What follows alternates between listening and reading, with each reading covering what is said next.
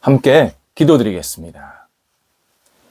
하나님, 주님의 의로 저희를 붙잡으사 오늘을 살게 하심을 감사드립니다. 주님의 의가 없이는 저희가 한순간도 제대로 서 있을 수 없음을 고백하며 더욱 주님을 바라봅니다. 주님의 의가 저희의 언행을 언제나 주관하여 주옵소서. 부족한 입술에 주님의 거룩한 말씀을 담아주셔서 단물이 나오는 셈이 되게 하옵소서. 부족한 생각에 주님의 거룩한 뜻을 담아주셔서 살리는 그릇이 되게 하옵소서. 부족한 마음에 주님의 사랑이 담기게 하셔서 넉넉한 저수지가 되게 하옵소서. 부족한 저희의 마음속에 하나님의 거룩한 옷을 입혀 주셔서 아름답게 빛나는 마음이 영원히 되게 하옵소서. 주님께서 맡기신 삶의 역할들을 주님의 영광을 위해 충실하게 하옵소서. 저희가 가는 길에 주님이 동행하사 늘 밝고 가볍게 하옵소서. 하루를 신실하게 살지만 하루살이로 살지 않도록 저희에게 날마다 희망을 부어 주옵소서. 병상에 있는 사랑하는 환우들을 붙잡아 주옵소서. 오늘도 진찰받고 약물이 투여되고 재활훈련하고 의사를 만나고 여러 가지 치료의 과정 속에 있을 때에 우리 사랑하는 환우가 예수님 안에서 오늘도 힘을 얻게 하시고 치료가 일어나게 하시고 온전케 되게 하시고 안정되게 하시고 다시 회복의 손길로 우뚝 세워질 수 있도록 인도하옵소서. 옆에서 병간호하시는 가족들을 붙잡아 주셔서 지치지 않게 하시고 영혼의 힘을 더하시고 믿음을 주시고 하나님께 모든 것을 내어 맡길 때에 주께서 우리 가족들에게도 날마다 새로운 생명이 이어지게 하옵소서. 삶의 터전을 안정시켜 주셔서 모든 역할들 감당하기에 어려움이 없도록 인도하옵소서. 자녀들을 붙잡아 주옵소서. 자녀들이 오늘도 맡겨진 자리에서 힘차게 하루를 시작하게 하옵소서. 예수님과 동행하게 하소서. 예수님을 의지하게 하소서. 예수님의 뜻을 담게 하시고 예수님께서 허락하신 비전을 마음껏 품고 이 땅을 살아가고 준비하게 하옵소서. 장래를 위해서 준비하고 계획하는 자녀들을 붙잡아 주셔서 좋은 일터, 좋은 직장, 좋은 역할들이 계속 생기게 하시고 마음껏 쓰임받을 수 있도록 인도하옵소서. 좋은 만남이 이어지게 하시고 가정도 생길 수 있는 분복도 있게 하옵소서. 학업에 있는 자녀들 붙잡아 주셔서 오늘도 공부할 때에 지치지 않게 하시고 집중하게 하시고 맡겨진 이 학업의 자리가 하나님의 뜻을 이루고 자신의 미래를 힘껏 준비하고 앞을 향해 나아갈 수 있도록 인도하옵소서. 진학과 또 여러 가지 앞날을 위해서 준비하는 학업 시간이 있사오니 하나님께서 선하게 이끌어 주셔서 주님의 뜻을 이루는 결실들이 맺히게 하옵소서. 어린 자녀들도 붙잡아 주셔서 좋은 친구들, 선생님들 많이 만나게 하시고 무럭무럭 건강하게 선하게 아름답게 자라갈 수 있는 복된 자녀들 되게 하옵소서. 일터를 붙잡아 주옵소서. 주의 주시는 일터가 오름도 아름답게 쓰임 받기를 간절히 기도합니다. 만나는 사람들에게 함께 하셔서 좋은 교제가 있게 하시고 일하는 것에서 좋은 열매가 맺히게 하시며 계획들 또 준비된 여러 가지 일들이 하나님 뜻 안에서 하나하나 순종하게 잘 이끌림 받게 하여 주시매 오늘도 일터가 주 앞에 마음껏 쓰임 받을 수 있도록 인도하옵소서. 거래와 투자가 시작되었습니다. 도우셔서 하나하나 끝까지 잘 마무리되게 하시고 은혜 가운데서 좋은 결실로 깨끗이 서로 아름답게 교제하며 또 하나님 나라를 위해서 쓰임 받는 귀한 역할들을 서로가 감당할 수 있게 하옵소서. 계속해서 더 좋은 거래, 더 좋은 투자를 기도하는 성도들도 있습니다. 도우셔서 좋은 만남이 있게 하시고 하나님께 쓰임받는 교류가 있게 하옵소서. 도전하는 성도들이 있습니다. 길을 열어 주옵소서. 하나님께서 새로운 시간을 허락하여 주셔서 힘차게 주 앞에 모든 것을 내어 맡기며 용기를 갖고 출발할 수 있게 하시고 주저앉지 않게 하시고 담대하게 앞을 향해 나아가는 도전의 시간들이 되게 하옵소서. 진행되고 있는 일 잘 마무리되게 하시고 여러 가지 어려움들이 있다면 은혜 가운데서 하나하나 순적하게 잘 인도함 받아서 극복하게 하시고 하나님께 영광되는 결실들이 맺히도록 인도하옵소서. 줄타하는 성도들 붙잡아 주셔서 오고 갈 때 오늘도 성령과 함께 하시고 주께 주시는 그 기쁨과 감사의 발걸음으로 맡겨진 역할을 하시고 돌아오시게 하옵소서. 하나님, 대한민국에 있는 교회들을 붙잡아 주셔서 올 한 해도 하나님께 마음껏 쓰임받는 교회들 되게 하시고 주님의 이름이 높아지게 하시고 하나님의 나라가 확장되는데 거룩하게 역할을 감당하는 교회들이 될 수 있게 하여 주옵소서. 모든 교회들이 하나님을 경외하며 의지하며 예배하며 함께 모일 때마다 주의 평안이 넘치게 하옵소서. 저희 교회도 붙잡아 주옵소서. 주의 말씀이 마음껏 전해지게 하시고 하나님의 능력이 나타나게 하시고 기도의 응답이 있게 하시며 성도들이 함께 모일 때마다 함께 교제할 때마다 예배드릴 때마다 하나님의 이름이 높아지게 하시고 사랑의 모임이 되게 하시고 주의 뜻을 이룰 수 있는 저희 교회가 되게 하옵소서. 더 깊게 넓게 안정되게 하여 주옵소서. 하나님, 저에게 좋은 우리 사역자들을 보내주시어서 함께 동역할 수 있게 하여 주시옵시고 하나님의 뜻과 영광을 위해서 쓰임받는 저희가 될 수 있도록 인도하여 주시옵소서. 저희 교회가 세상 속에서 빛을 발하게 하시고 많은 사람들에게 그리스도의 사랑을 전해주는 진리의 복음, 능력의 복음, 은혜의 복음이 마음껏 전달될 수 있도록 인도하옵소서. 오늘도 성도들 새로운 마음으로 채워지게 하여 주셔서 기쁘고 감사함이 오늘도 있게 하여 주심에 주님과 함께 동행하는 한 날 되게 하옵소서. 예수님의 이름으로 기도드립니다. 아멘. 오늘 우리에게 주시는 하나님의 말씀은 신약성경 누가복음 8장 4절에서 8절까지의 말씀입니다. 누가복음 8장 4절에서 8절까지의 말씀입니다. 살아계신 하나님의 말씀을 봉독합니다. 각 동네 사람들이 예수께로 나와 큰 무리를 이루니 예수께서 비유로 말씀하시되 씨를 뿌리는 자가 그 씨를 뿌리러 나가서 뿌릴새 더러는 길가에 떨어지며 밟히며 공중에 새들이 먹어버렸고 더러는 바위 위에 떨어지매 싹이 났다가 습기가 없음으로 말랐고 더러는 가시 떨기 속에 떨어지매 가시가 함께 자라서 기운을 막았고 더러는 좋은 땅에 떨어지매 나서 100배의 결실을 하였느니라. 이 말씀을 하시고 외치시되 들을 귀 있는 자는 들을지어다. 아멘. 목회를 그만두고 싶었던 적이 있었습니다. 지도하던 학생이 부탄가스를 흡입하다가 세상을 떠났다라는 소식을 들었기 때문입니다. 그 학생은 매우 내성적이었고 학교에서 집단 괴롭힘을 당하고 있었고 가정 환경은 매우 불우했습니다. 그래서 제가 그와 늘 대화를 자주 했고 가까이 하면서 관심 갖고 기도도 해줬고 또 그도 저를 잘 따랐습니다. 그런데 제가 일 때문에 교회를 며칠 비우게 되었습니다. 그때 그의 밀폐된 가정집에서 일이 벌어진 겁니다. 제가 교회에 왔을 때는 이미 장례까지 다 끝난 상태였습니다. 얼마나 자괴감이 들었는지 모릅니다.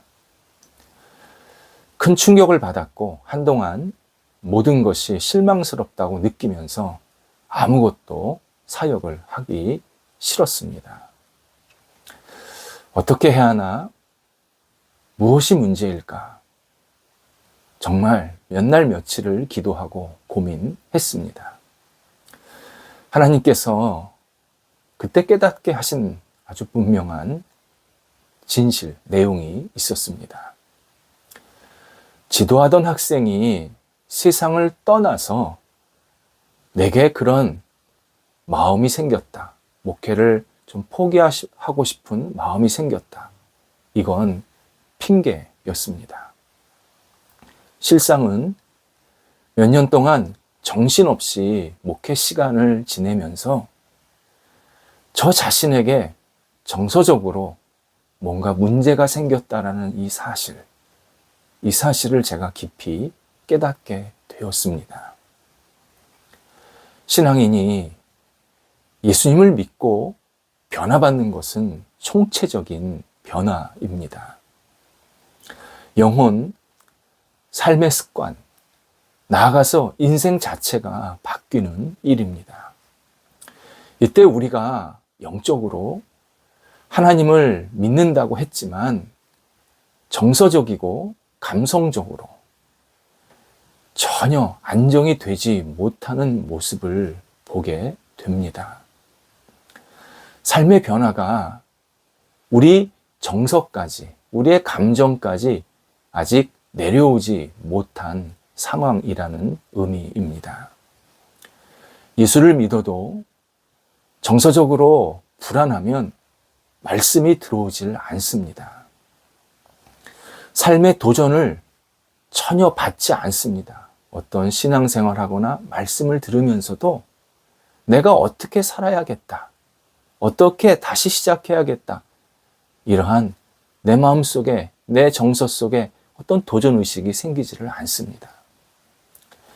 영성은 영과 함께 정서, 곧 혼, 우리가 보통 영혼육 할 때 그 혼에도 아주 중요한 영향을 주어야 하는데 정서, 성품, 감정에 전혀 영향을 주지 못하면 우리가 들은 여러 가지 말씀들, 신앙생활이 계속 땅에 떨어집니다.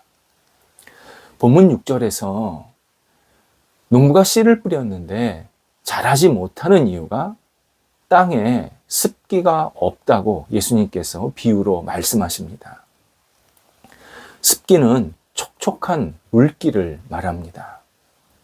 옥토는 땅에 물기가 적당히 잘 배어 있습니다.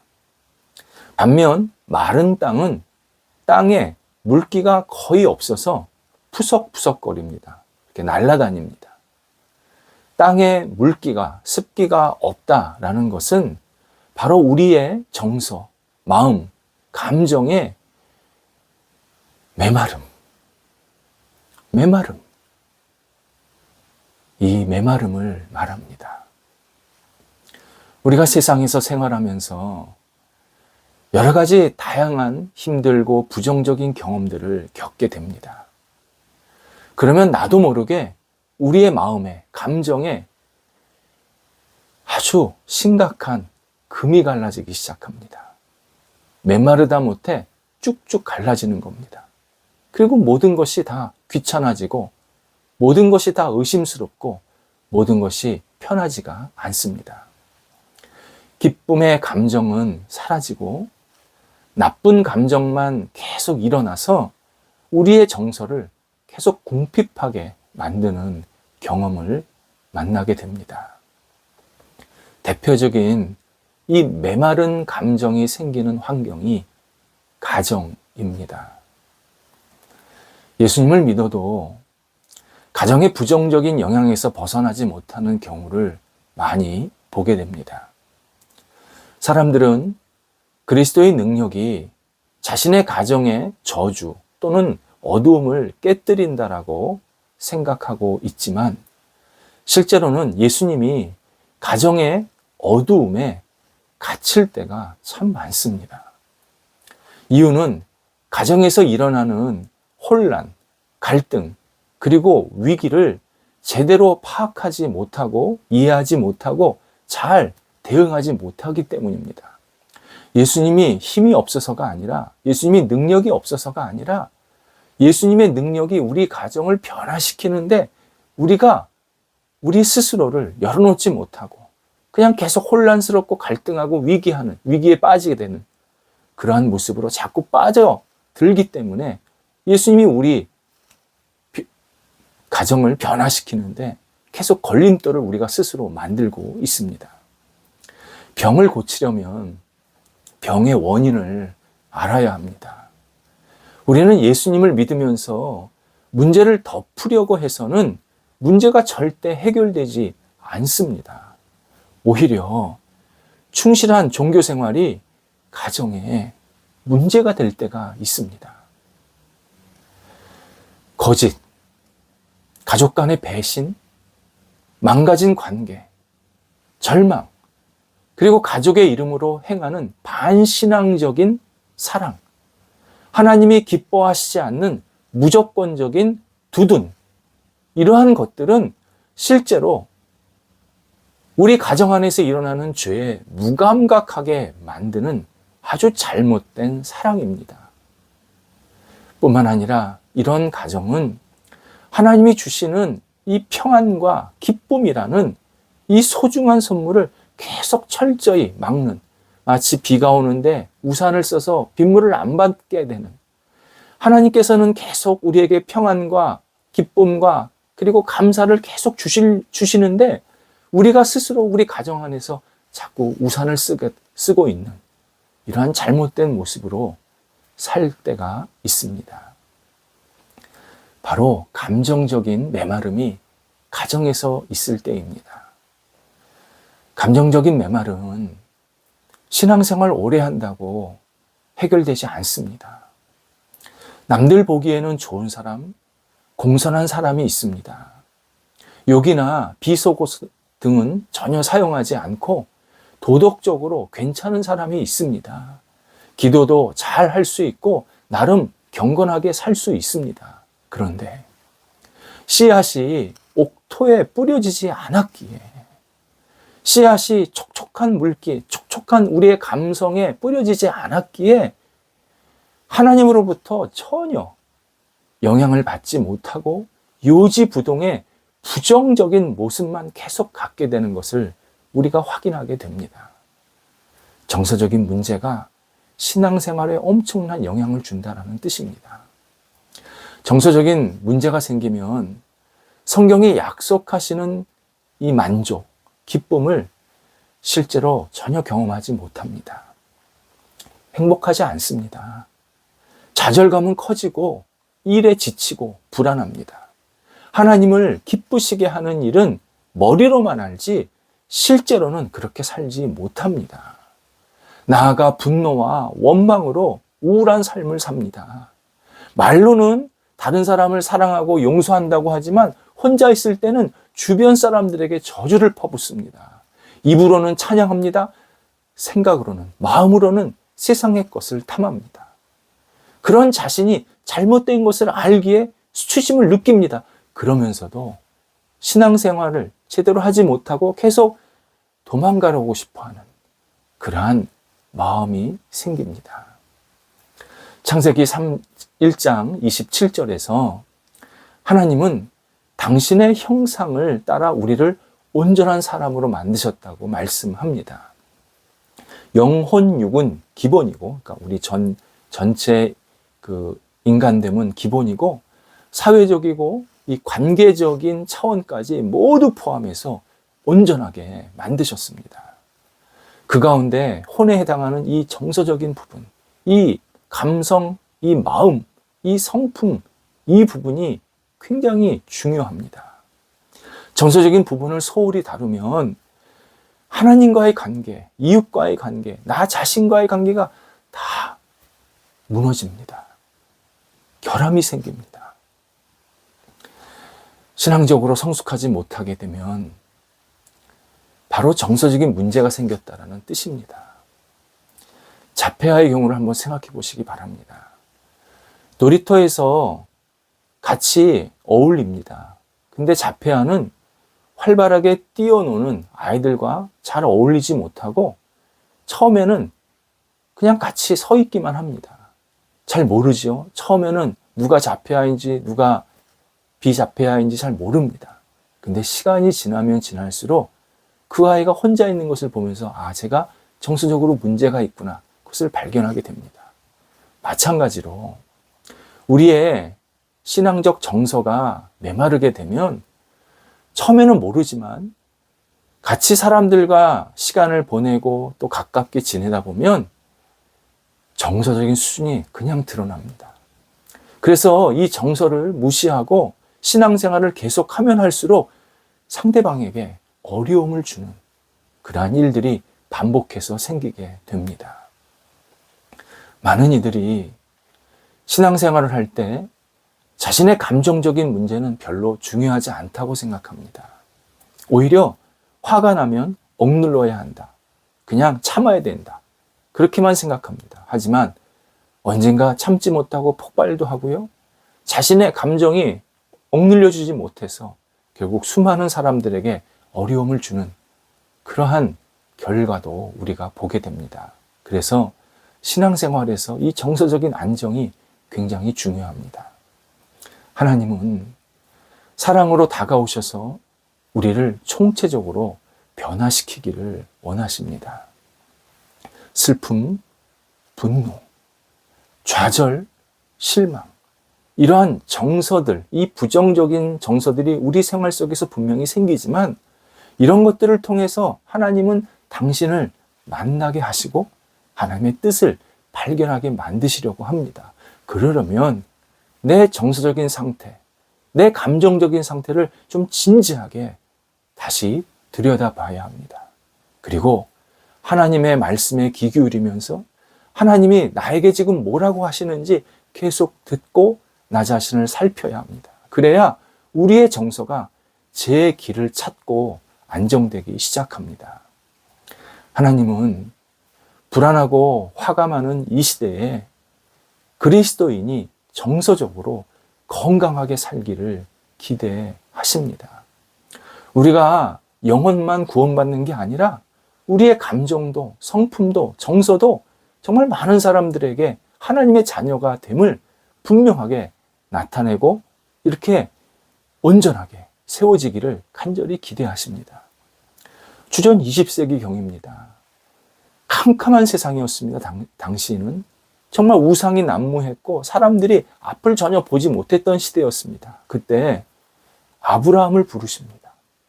그리고 아브라함이 당신 하나님을 믿을 때 그를 의롭다고 하시면서 그를 세상의 믿음의 조상이라고 세워주시게 됩니다. 마찬가지로 수천 년이 지난 21세기, 이 21세기에도 바로 우리와 하나님께서 함께 하시면서 이 시대를 정서적으로 건강하게 아름답게 살기를 원하십니다. 하나님의 말씀이 우리의 이 정서적인 건강함을 통해서 깊게 뿌리가 내려지고 그리고 멋진 열매가 맺혀서 많은 주변 사람들에게 그 열매를 함께 나누는 그러한 건강한 신앙생활을 하기를 기대하십니다. 오늘도 우리 스스로를 다시 돌아보면서 나의 감정에 무엇이 결함이 생겼는지, 어떤 어려움이 생겼는지를 다시 한번 진지하게 생각하고 하나님께 맡기는 그러한 시간이 되어야 합니다. 기도하겠습니다. 하나님, 저희가 정서적으로 더욱 안정되어서 하나님의 말씀이 저희 영혼, 저희의 삶에 뿌려졌을 때 복된 열매가 맺히게 하옵소서. 메마르지 않게 하소서. 스스로 하나님 앞에 가리지 않게 하여 주옵소서. 오직 하나님께 우리 자신을 온전히 내어 맡기며 오늘도 건강한 정서로 한 날을 시작하고 마무리할 수 있도록 인도하옵소서. 예수님의 이름으로 기도드립니다. 아멘.